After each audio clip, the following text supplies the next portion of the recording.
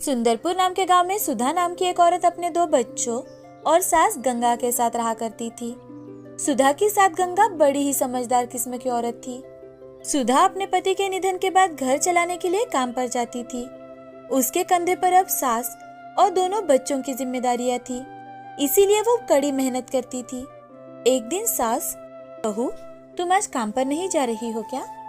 वो माँ जी आज थोड़ा लेट जाऊंगी, बच्चों के स्कूल की फीस भी तो भरनी है, वो भर के फिर काम पर चली जाऊंगी। ठीक है बेटा, थोड़ा समय है तो मेरे पोतों के पसंदीदा कढ़ी चावल बना दो ना आज। जी माँ जी, मैं भी वही सोच रही थी। ऐसा कह सुधा बच्चों के लिए कढ़ी चावल बना देती है और फिर बच्चों के स्कूल में जाकर उनकी फीस भर देती है और वहीं से काम पर चली जाती है। दोपहर के समय जब बच्चे घर लौटते हैं तो कढ़ी चावल की खुशबू सुन बड़ा बेटा शिवा गंगा से, दादी आज माँ ने कढ़ी चावल बनाए हैं ना? हाँ बच्चों, तुम दोनों को कढ़ी चावल बहुत पसंद है ना, इसीलिए तुम्हारी माँ बना कर गई है। दादी मुझे जल्दी दो, मुझे शिवा भैया से ज्यादा भूख लगी है।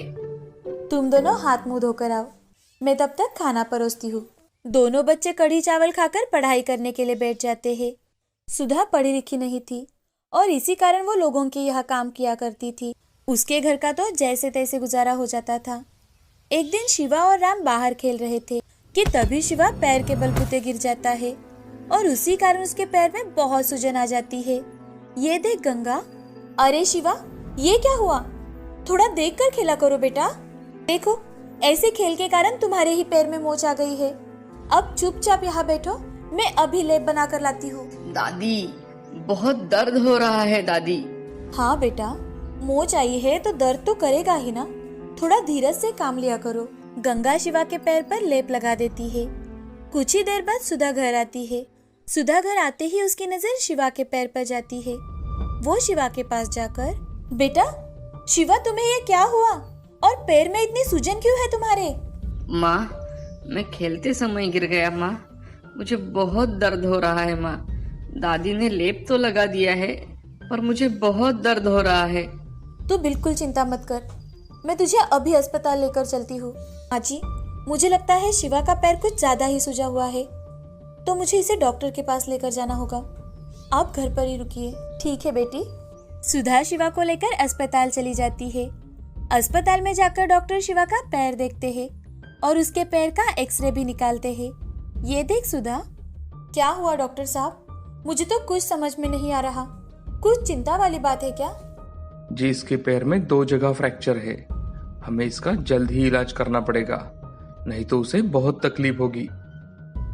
डॉक्टर साहब, शिवा के ऑपरेशन के लिए कितना खर्चा आएगा? लगभग 20,000 रुपए।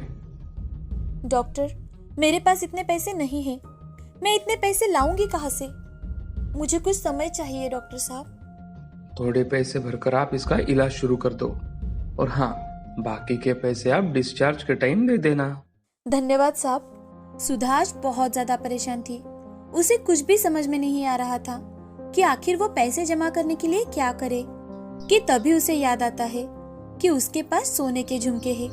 वो उन्हें झट से बेच देती है और उन पैसों से शिवा का इलाज करवाती है। शिवा का इलाज पूरा होते ही वो शिवा से, शिवा अब कैसा लग रहा है बेटा?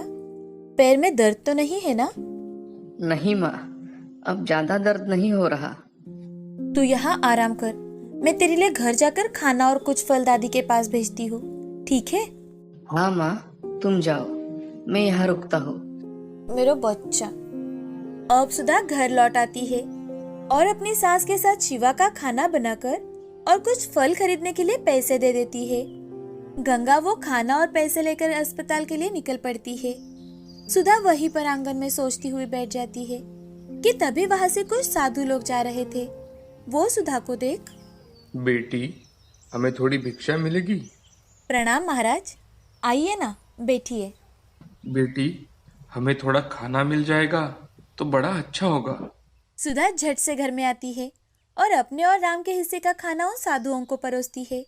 साधु खाना खाकर बड़े ही तृप्त हो जाते हैं और सुधा से, अरे वाह बिटिया, तुम्हारे हाथों में तो देवी अन्नपूर्णा का वास है, बहुत स्वादिष्ट खाना बनाया है तुमने।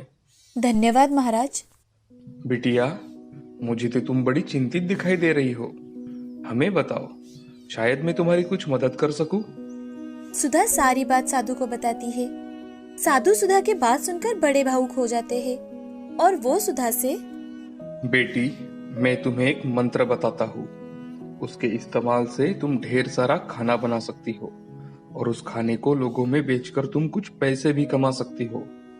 मेरे मंत्र की सहायता से तुम्हारी गरीबी दूर हो जाएगी और तुम सुखी हो जाओगी बेटी। धन्यवाद महाराज। फिर वो साधु वहां से चले जाते हैं। अब सुधा घर में जाकर बचे हुए खाने को देख वो मंत्र पढ़ती है तो वहां पर बहुत सारा खाना बन जाता है और ये देख सुधा बहुत ज्यादा खुश हो जाती है। अब अगले दिन सुबह सुधा अपने घर के काम पूरे कर कुछ कढ़ी चावल बनाकर बाजार में चली जाती है। बाजार जाकर एक ठेला किराए पर ले लेती है और उस पर कढ़ी चावल रखकर बेचना शुरू कर देती है। कढ़ी चावल लो, स्वादिष्ट कढ़ी चावल, आइए आइए एक बार खाकर तो देखिए। सुधा जोर जोर से चिल्लाकर लोगों को अपने पास बुला रही थी। उसकी बातें सुन दो आदमी सुधा के पास आकर, अरे बहन जी, कितने रुपए प्लेट दिए कढ़ी चावल? जी 40 रुपए। 2 प्लेट दूं? अच्छा ठीक है, हमें 2 प्लेट कढ़ी चावल दे दो। सुधा जल्दी से 2 प्लेट कढ़ी चावल उन्हें दे देती है। कढ़ी चावल खाते ही वो दोनों बहुत ज्यादा खुश हो जाते हैं। दूसरा आदमी सुधा से, अरे भाई वाह, मजा आ गया, बड़े ही स्वादिष्ट है ये चावल, हमें बहुत पसंद आ गए। मुझे 1 प्लेट घर पर पैक करके देना बहन जी। जी अभी देती हूँ। सुधा अब उन्हें 1 प्लेट कढ़ी चावल पैक कर देती है और वो आदमी पैसे देकर वहाँ से चले जाते हैं।